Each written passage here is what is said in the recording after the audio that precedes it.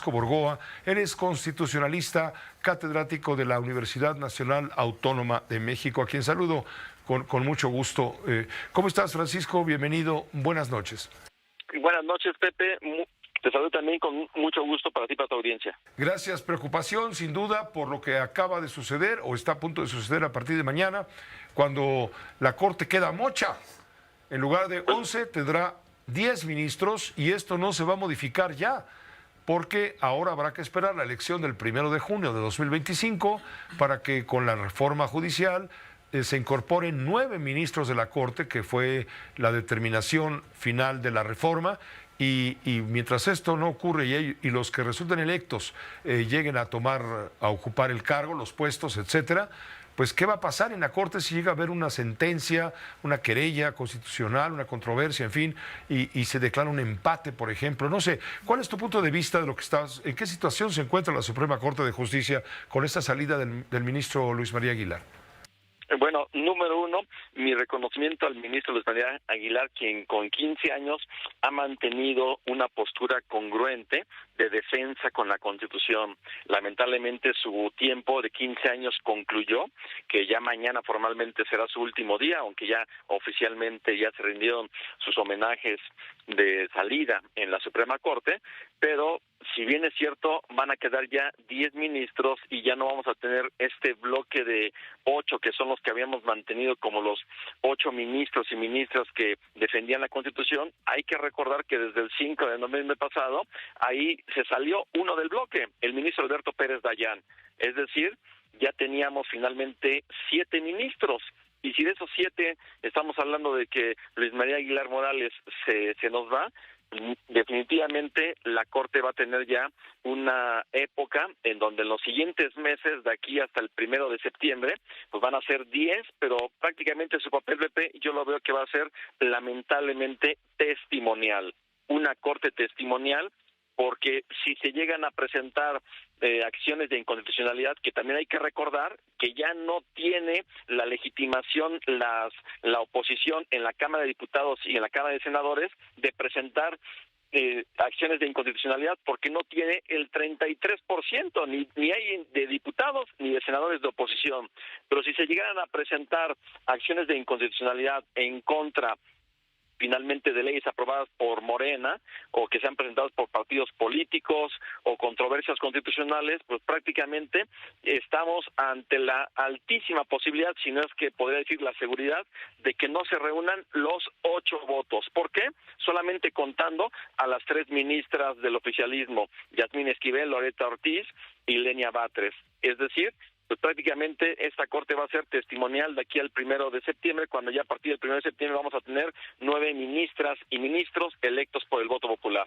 ¿Qué pasa si eventualmente en una querella constitucional, controversia, etcétera, en fin, en lo que tiene que dirimir el máximo tribunal, hubiera un empate en una resolución?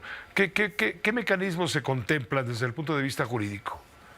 Mira, Pepe, para empezar, tratándose de acciones de inconstitucionalidad y de controversias constitucional, considerando una Suprema Corte de 11 integrantes y que nos van a quedar 10, la Constitución se tiene que interpretar así, porque así lo interpretó inclusive el Pleno de la Corte el pasado 5 de noviembre, cuando no se alcanzó los 8 votos. Eso quiere decir que se necesitan 8 votos hoy, aunque se haya salido el ministro Luis María Aguilar Morales, se requieren 8 votos, y los 8 votos no los tiene, considerando las 3 ministras simpatizantes de Morena.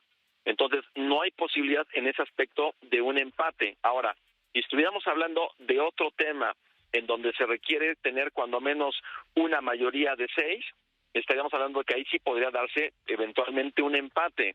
La propia ley orgánica del Poder Judicial de la Federación establece que si se da un empate, se tiene que turnar el asunto a otro ministro para que elabore un nuevo proyecto considerando lo que se discutió. Si se vota por una segunda vez y hay otra vez un empate, entonces se turnaría por última vez a otro ministro o ministra para que elabore un proyecto, y si hay otra vez empate, es decir, a la tercera oportunidad, entonces la ministra presidenta Norma Piña es quien tendría la posibilidad de ejercer un voto de calidad. Eso es lo que nos dice finalmente la ley orgánica del Poder Judicial de la Federación. empieza a desmoronarse la Suprema Corte de Justicia como la conocimos hasta ahora. Definitivamente la época del Poder Judicial independiente cuando menos a partir de esa reforma del 31 de diciembre del 94, pues ya nos estamos olvidando de ella, nos despedimos de ella junto con el ministro Luis María Aguilar Morales, lamentablemente, porque yo no veo cómo ministras y ministros electos por el voto popular van a ser independientes y sobre todo si esos que ya se están aspirando para ser ministras y ministros defienden esta reforma y sobre todo a Morena o al oficialismo o están defendiendo las posturas de los legisladores. Yo no veo cómo vayan a ser independientes, de ahí que sí, esta Suprema Corte, lamentablemente, se va junto con el ministro Luis María Aguilar Morales.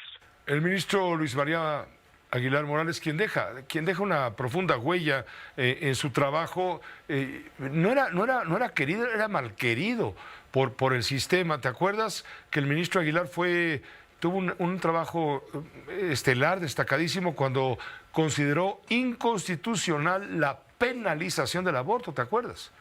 Totalmente, o sea, son muchas de las posturas que tuvo el ministro Luis María Aguilar Morales. Cuando nosotros vemos sus votos, analizamos sus proyectos de resolución que eran para defender la Constitución, para defender los derechos humanos y también, inclusive, hubo un proyecto también, Pepe, lo llegamos a comentar, que tenía como propósito fincarle una responsabilidad del presidente López Obrador por las violaciones a la Constitución, por no cumplir con resoluciones del Poder Judicial. Es decir, las sentencias que podemos ver que él propuso dentro de su trayectoria es indudablemente que dejan una huella y van a dejar un espacio muy difícil de que alguien lo pueda llenar en el pleno de esta nueva Suprema Corte. Te agradecemos mucho, Francisco Burgoa, te agradezco mucho a nombre del equipo el que nos hayas ayudado a entender lo que va a suceder a partir de mañana con una corte mocha, porque le falta un ministro, y así se va a quedar mocha y coja de aquí al 1 de junio, no, de aquí al 1 de septiembre de 2025, cuando entren en funciones los nuevos 9 ministros de la Suprema Corte, resultado de una elección popular. Ya hablaremos de eso, de lo que viene, porque estamos viendo que hay muchas quejas, se habla de trampas, de que si tú, por ejemplo, te inscribes para ser juez, magistrado o ministro y no estás conforme, no hay forma de que puedas batallar o puedas pelear. Los exámenes que les hacen son muy a según, se despiertan más sospechas y suspicacias que certezas, ¿no crees? Totalmente, Pepe. De hecho, de los 3 comités, el que se ha mantenido con más profesionalismo es indudablemente el del Poder Judicial de la Federación, tanto por sus integrantes que provienen de carrera judicial, que provienen de la academia, provienen del foro de la abogacía. Realmente es el comité más profesional y que ha transparentado día a día cómo fueron sus registros, pero ha habido una opacidad en el legislativo total, en el ejecutivo también, aunque ya hace un par de días ya publicó una lista amplia de los 18,000 personas que se inscribieron y muchos de ellas no sabemos ni quiénes son, no sabemos si es de relleno, no sabemos si al menos que tienen título de licenciado en Derecho o equivalente, es decir, está todo para que se cuestione finalmente la opacidad de los comités del Ejecutivo y Legislativo, en donde la mayoría de las personas se inclinó más por ellos. ¿Por qué? Porque el filtro en el comité del Poder Judicial es más exigente, ahí va a haber exámenes, ahí sí realmente podría decir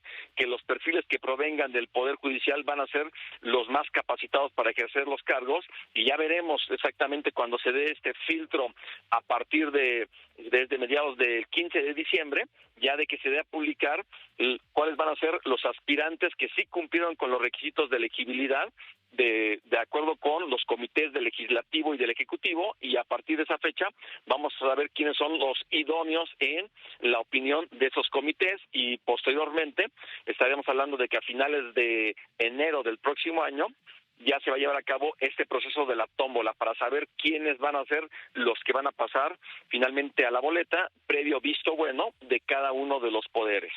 Te agradecemos muchísimo, Francisco, como siempre, un saludo muy cordial.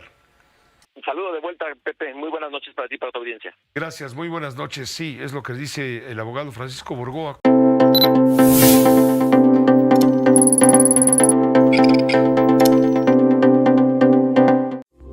Esta fue una producción de Grupo Fórmula. Encuentra más contenido como este en radioformula.mx.